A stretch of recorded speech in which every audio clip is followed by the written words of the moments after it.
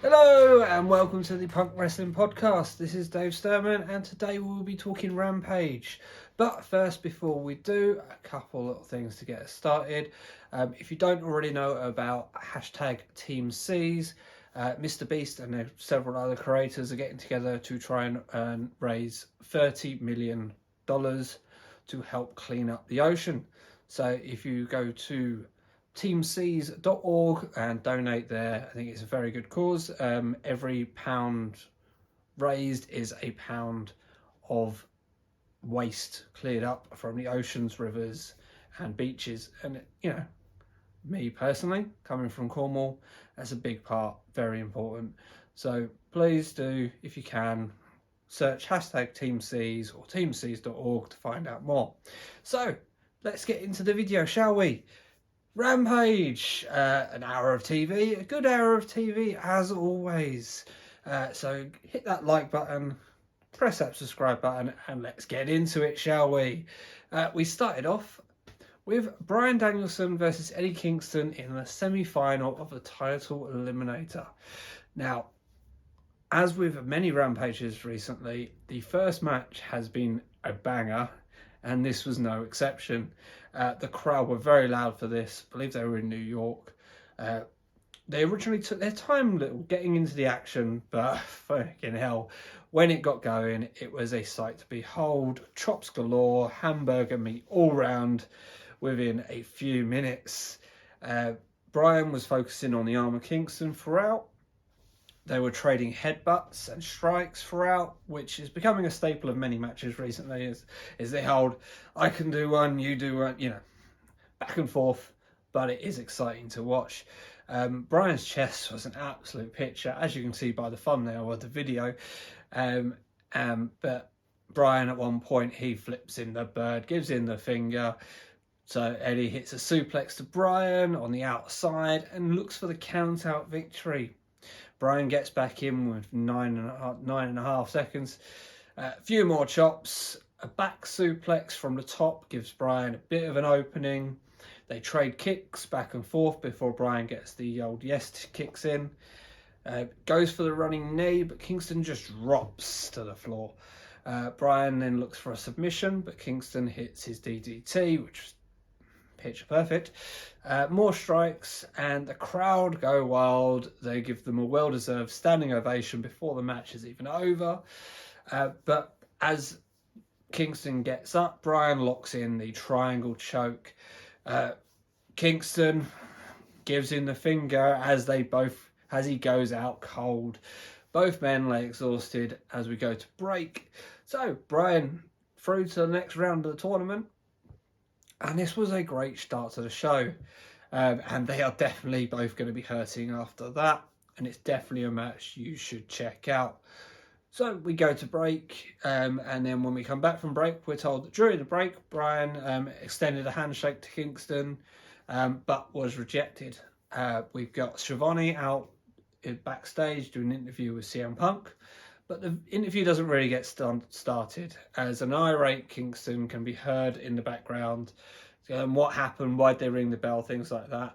And then Kingston goes to Punk, and he's like, "What's so funny? What are you laughing at? I know you." And Punk's like, "Do you want to go to sleep again? Because I just saw what happened." And it goes in that Punk's disappointed in you.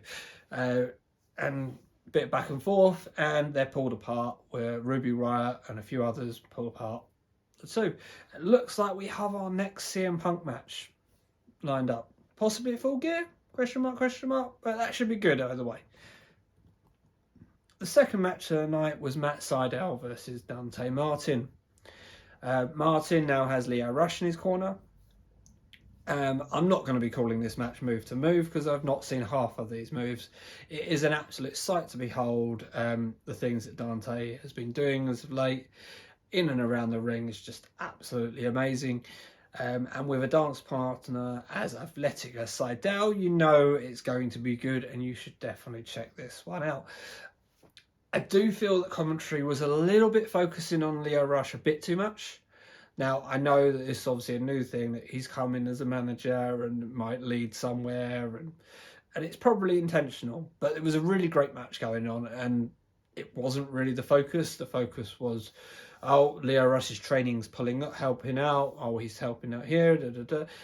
It is teaching him, and he's calming him down, and I don't know. It just didn't hit right for me. But the match itself was great, and Martin ends up winning with the double springboard moonsault. Now, that's pretty much our show. We get to the main event next, and we have a trick or treat match. Abandon versus Dr. Britt Baker, DMD. This is a no DQ match, and if Abandon wins, she gets a future title match. Rebel and Hater are accompanying Britt to the ring in this, and they are in full zombie makeup. There was a little bit before the match started, interview of Mark Henry, as they do before a lot of main events, and Henry asks a few questions, and Abandon just spits blood everywhere, and Britt seems scared as to where she went and things like that. It is what it is. But yeah, the match starts off, Abandon screams, and Britt tries to escape.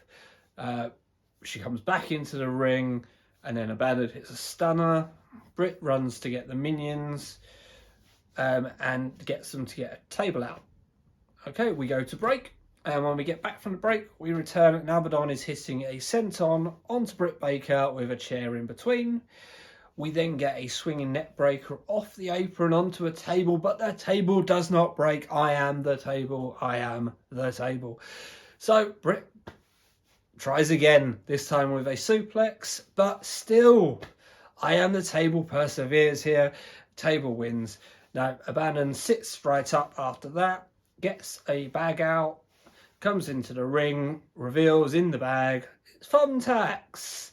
A little bit back and forth, and then Abandon hits a rock bottom onto Britt Baker onto the thumbtacks. Britt then comes back when she gets given a chair, which is slided through the ring, and she puts the chair onto Abandon's head, putting her head through the chair, and then hits a curb stomp onto that, which looked gnarly. But Abandon gets straight back up.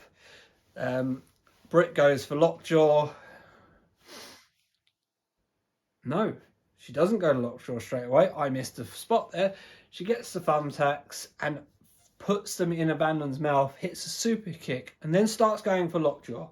But she's scared to put her hand in Abandon's mouth, and Abandon then uses that as temptation and just bites her mouth anyway. Then Abandon starts attacking the Jamie Hayter and Rebel, who are coming into the ring. And Britt just rolls her up, 1, 2, 3, and we have our end of Rampage. So, I don't know about this match in general. There was a few spots that didn't quite work. There were some very big spots that did work, that could finish a match, but then it ended up with a roll-up anyway. And Abandon's just not for me. Maybe it's just I haven't watched enough of matches or anything like that, but I'm just not. The zombie thing is played out. But yeah, it was all right. Rampage in general was good. It was a good hour of TV.